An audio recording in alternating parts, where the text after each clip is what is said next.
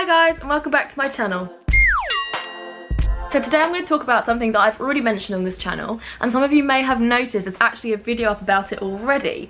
But today I'm going to go through in depth all about what I did last year in Kenya. As some of you will know from my first video, I was invited to go out to Kenya as a journalist last year, and I ran a half marathon. I spent around 7 days out there, give or take with the flight times, and we packed in a lot of activities in those 7 days. For those of you who have already seen the Kenya video, which is up on this channel, I'm going to go through bit by bit and explain where I was and what I was doing. But if this is totally new to you, then here you go, you get to experience it for the first time. Whilst we were out there, we had this helpful guide which told us what we were going to be doing each day, and it's also come in handy to help me remember exactly where we were and when. We left on a Friday and we flew throughout the entire day, so that was kind of null and voided, but we arrived in the very late evening. We went straight to our hotel, which is the Nairobi Safari Club. The Safari Club is one of the oldest hotels in Nairobi, and it sits right in between the rich area and the poor area. But we didn't hang around in the hotel for long. Already on our first day we were out and about, and we visited the Mathare slum right in the middle of Nairobi. Only a 20-minute drive from our comfy hotel bed, we visited a school in the middle of the slum for children aged 4 and above. To get there we had to walk through the slum itself, and this was one of the most harrowing experiences of my entire life. Never before have I seen children suffering in such poverty, walking the streets in ragged clothes.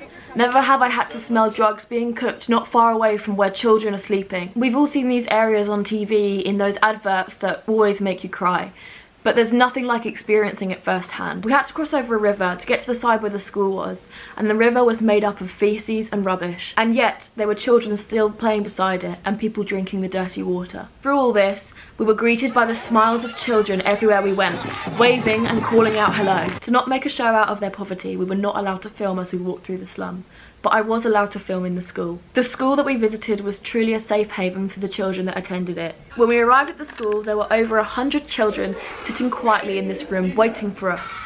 They sang a song to greet us and danced, and we prayed together. The school only runs thanks to donations through Compassion, and every child that attends has a sponsor somewhere in the world. After we left the school, I was lucky enough to go and visit the home of a wonderful 20-year-old girl named Vivian. She, her mother and her younger sister have lived in the Mathare slum for her whole life. Their house is just one room.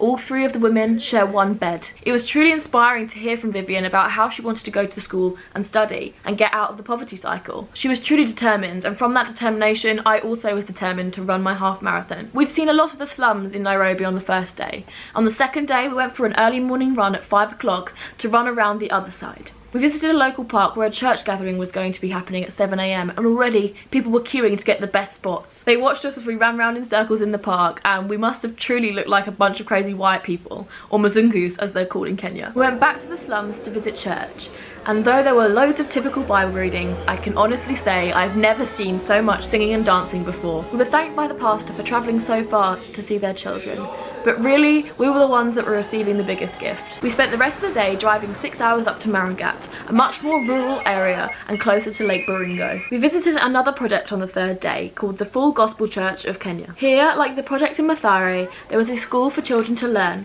and we were greeted by them singing and dancing. They sang us some of the beautiful songs they'd learned at school, which again is paid for thanks to donations to Compassion. Though we didn't have much in common and there was a big language barrier, we ran around and had a great time as a team. This day was really special for me because it meant I could give out the 250 gift packages I had made. Last year between you guys donated £600, and that meant I could create 250 packages, half for boys and half for girls, and the rest went to putting lights into the schools. Each package contained items like a balloon, a toy car and a notepad, and some of the children got to open them there and then while I visited. 25 children were chosen at random off the register, and I got to give them their presents early. They waited patiently and queued up, and each shook my hand before taking the present and thanking me. With the word go from their teacher, they were allowed to start unravelling them, and there was paper and string thrown everywhere. It was amazing to see how such a small amount of money or a small gift could change someone's life so dramatically, and I will never forget the children's smiles and the way we played with those toys for the whole afternoon. We returned the next day ready to organise a sports day for the children. Each of us volunteered to set up a different game,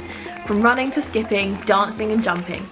It was great fun for us and for the children too. The day before race day we got to relax, and we were taken round Lake Baringo to see some of the islands. We looked for crocodiles hiding in the reeds and hippos swimming around, and we also got to go and see one of the natural hot springs that resides on the largest island inside the lake. We finished the day off with lots of carbs at a pasta party and went to bed before race day, which started at 4 in the morning. What much else can I say about day 6 other than run?